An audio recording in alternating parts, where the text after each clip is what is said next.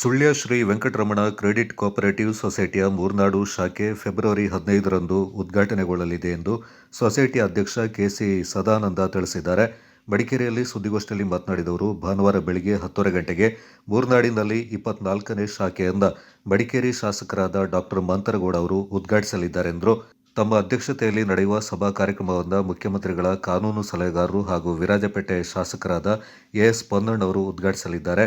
ಭದ್ರತಾ ಕೊಠಡಿಯಿಂದ ಕೊಡಗು ಗೌಡ ಸಮಾಜಗಳ ಒಕ್ಕೂಟದ ಅಧ್ಯಕ್ಷ ಆನಂದ ಕರಂದ್ಲಾಜೆ ಹಾಗೂ ಗಣಕೀಕರಣವನ್ನು ಮೂರ್ನಾಡು ವರ್ತಕರ ಸಂಘದ ಅಧ್ಯಕ್ಷ ಅರುಣ್ ಅಪ್ಪಚ್ಚು ಬಡವಂಡ ಅವರು ಉದ್ಘಾಟಿಸಲಿದ್ದಾರೆಂದರು.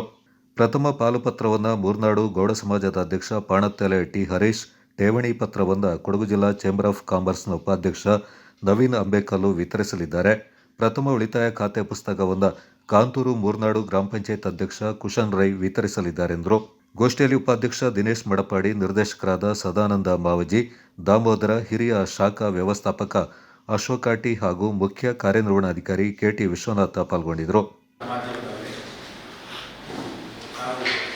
Shri Venkataramana credit cooperative society ಮುಖ್ಯ ಕಚೇರಿ ಸುಳ್ಯದಲ್ಲಿದೆ. ನಾವು ಇದೇ ಮುಂದಿನ ಭಾನುವಾರದಂದು ಫೆಬ್ರವರಿ 15ನೇ ತಾರೀಕಿನಂದು ನಮ್ಮ ಕೊಡಗು ಜಿಲ್ಲೆಯ ಮೂರ್ನಾಡು ಎಂಬಲ್ಲಿ ನಮ್ಮ 24ನೇ ಶಾಖೆಯನ್ನು ಪ್ರಾರಂಭಗೊಳಿಸಿಕೊಳ್ಳುತ್ತೇವೆ.